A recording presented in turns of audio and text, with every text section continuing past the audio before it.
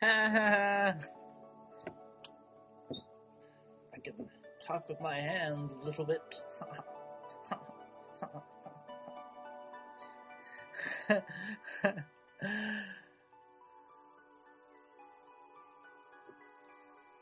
Hello. I'm back to talk about some of my experiences I've been having. These are some big subjects, and I guess from what you can kind of tell, I kind of like to talk for about 20 minutes, half an hour, and then just cut it down into smaller videos.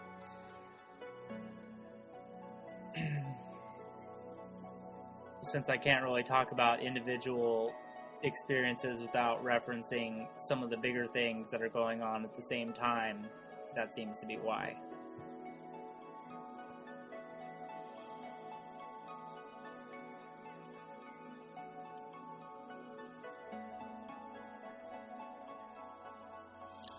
Over the last 2 weeks, I did some really intense chakra meditation.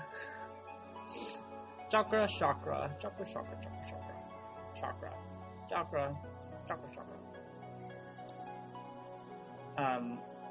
it seems like I was building my light body, and I still am. It's a work in progress. Probably, forever. But it all kind of came together when I realized this process subconsciously within the receiving of the angel wings.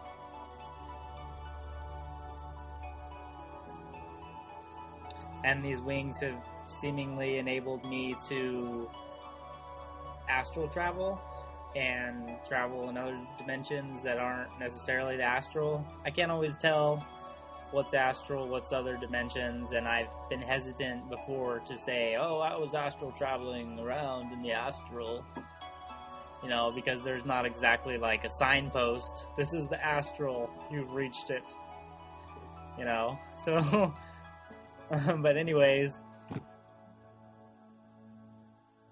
some of the first experiences I had with astral travel are described in my earlier videos as the visions that I was having, and I now know that those were actually astral travel in a way. I guess there's different ways I guess you can do it through dreaming too. The way that I seem to do it is to enter a conscious, thoughtless trance, and I access the dreaming zone of the subconscious mind, the astral, which is kind of a cooler name for that. I never really studied the astral travel or was really super interested or anything. Just kind of like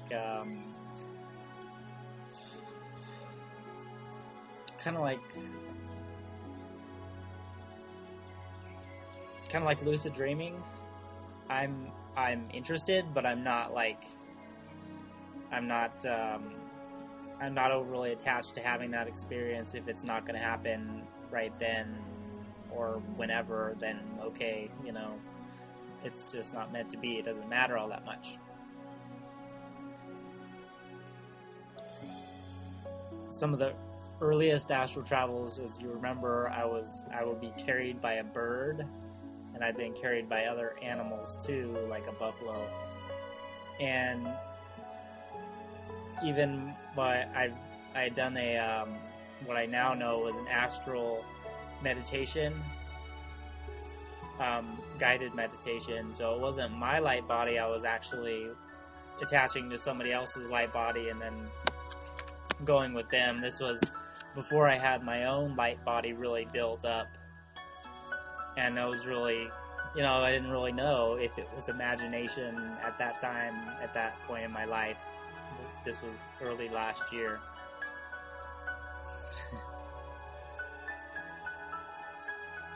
But it seems like I don't really need the animals to carry me as much. I guess I can, but one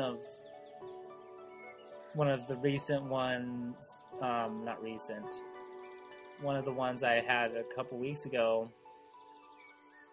I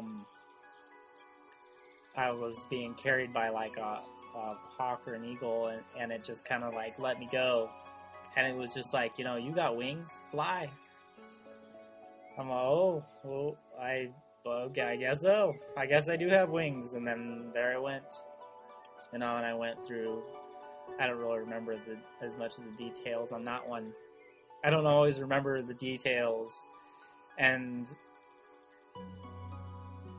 so much of the content isn't all that necessary to be explained, and a lot of it I don't have the ability to explain. A lot of stuff just it's too much for the English language to be able to construct together into something that, trying to form a multi-dimensional picture out of words when words are really not very super dimensional. It's kind of tough, but I try. I do what I try. I do what I can. I do what I can. I do what I can.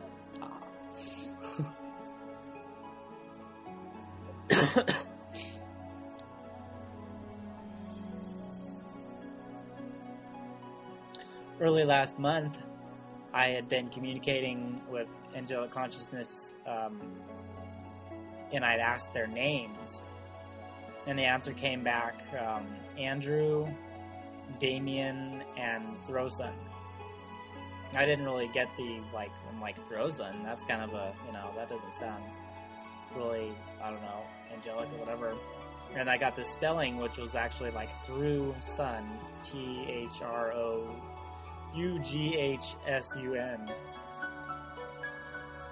And they repeated that to me, and they're like, through sun.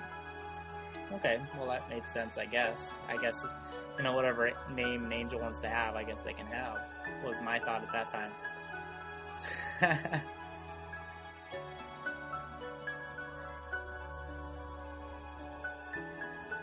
But then I had another experience earlier this month, so about a month in between those experiences. and I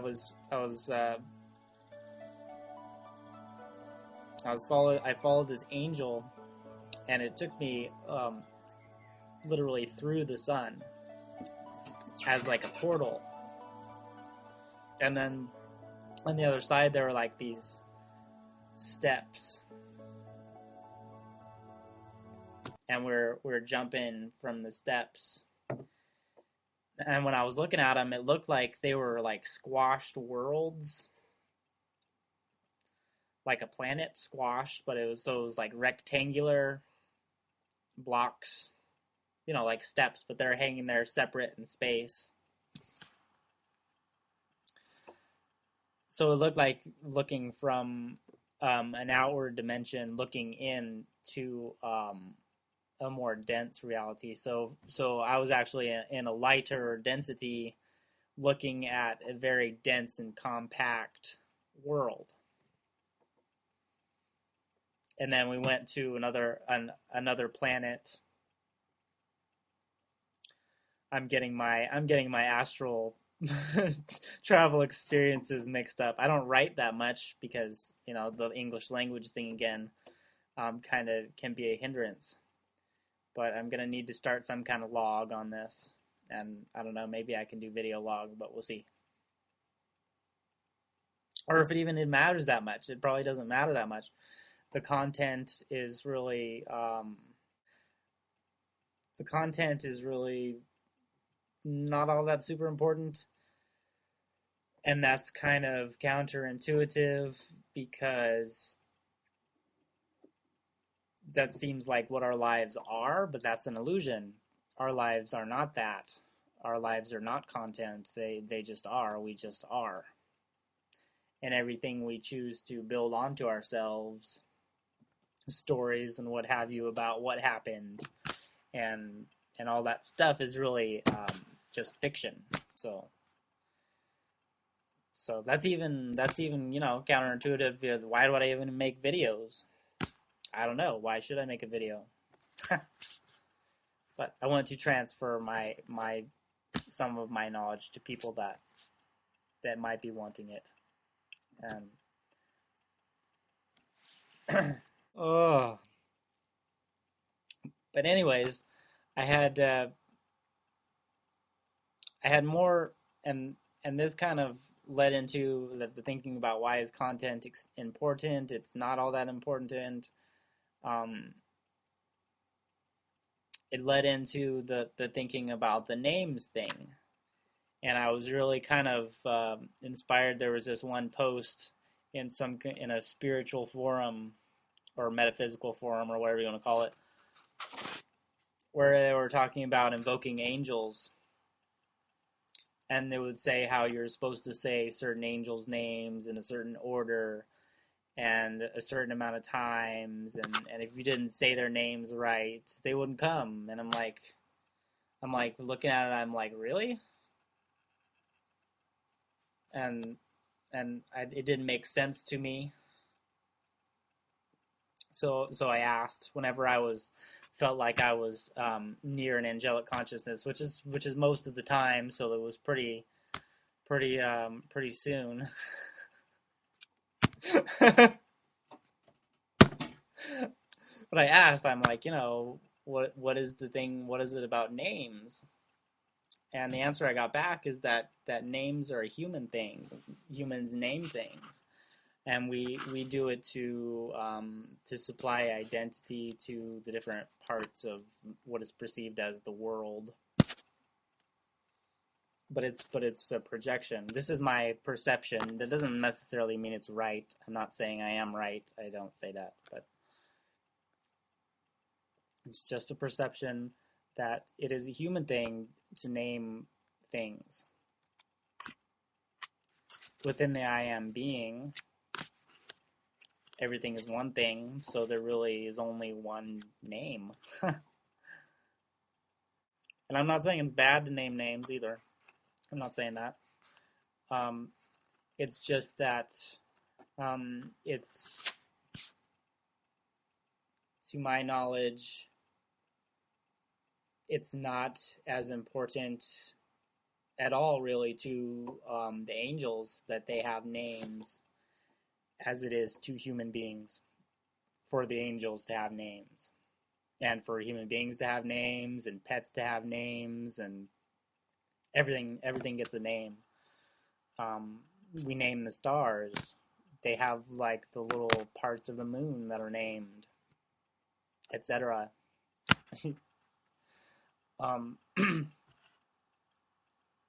Animals don't have names. If you went out into nature and if you ask an animal what its name is or whatever, if you're animal telepathic, you probably won't get an answer. They'd be like, "What's a name? What are you talking about?" But when we keep animals as pets, we give them names. Even if you only have one of that kind of animal, it still has to have a name to separate itself from the other animals that aren't there that look like it. I don't know. It's mind-boggling to me, having reversed my thinking on it a bit.